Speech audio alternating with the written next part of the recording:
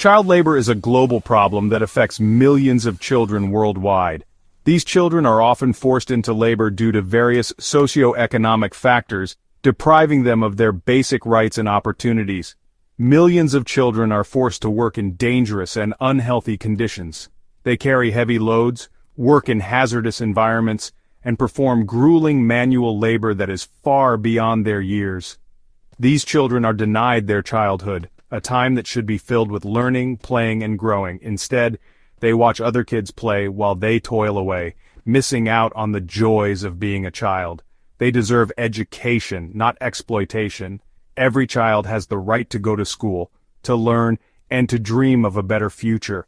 Education is a powerful tool that can break the cycle of poverty and child labor. Poverty is the main reason for child labor. Families need the income to survive, and children are often seen as an additional source of earnings.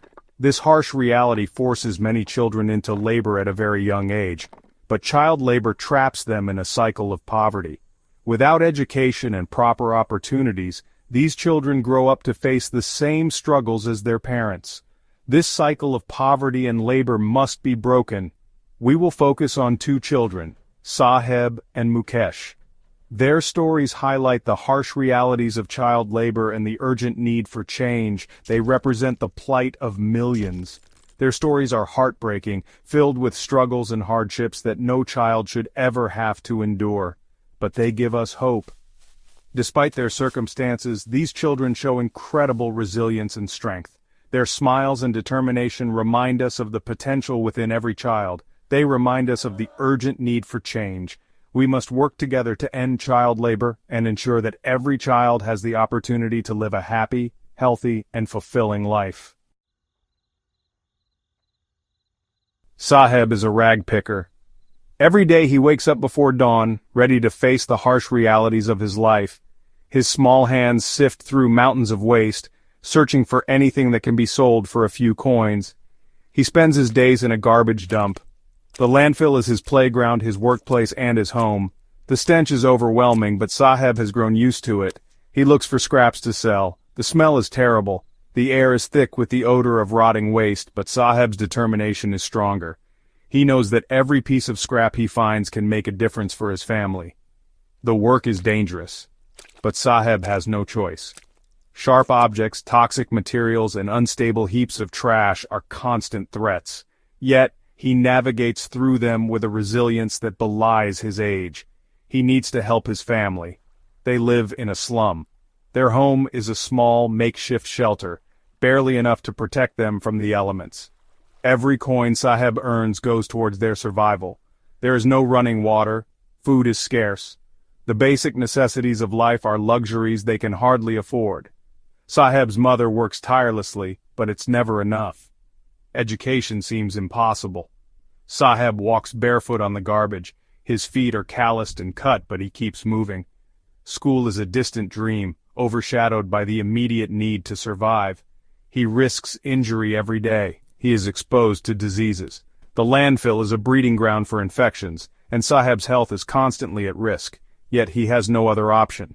His childhood is lost. He has no time for school. The carefree days of playing and learning are replaced by the harsh reality of work and survival. No time for play, no time to be a child. Saheb's life is a stark reminder of the innocence lost to poverty and the relentless struggle for survival. His story is a reminder of the harsh realities of poverty. It is a call to action, urging us to look beyond our comfort and extend a helping hand to those in need. Saheb has dreams. He wants a better life. He sees other children going to school. He wishes he could join them. He wants to learn. He wants to break free from poverty. But his circumstances hold him back. His story is not unique. Millions of children share his fate. Poverty steals their childhood. It denies them opportunities. Education is a distant dream. They are trapped in a cycle of despair. We must break this cycle. Section 4. Mukesh, trapped in tradition. Mukesh is a bangle maker.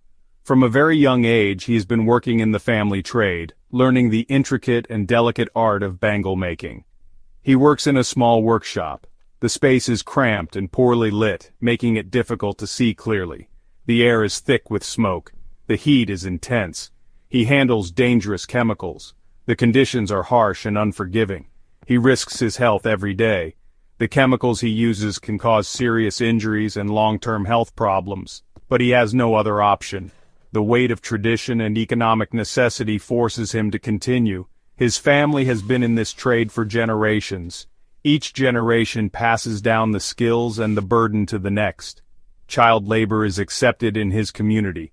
It is seen as a necessary part of life, a way to contribute to the family's income. It is seen as a way of life.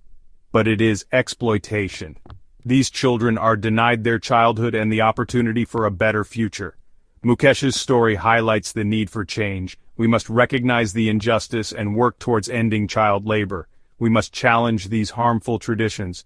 Communities need to come together to advocate for the rights of children. Children deserve a brighter future. They deserve to play, learn, and grow in a safe environment, free from exploitation.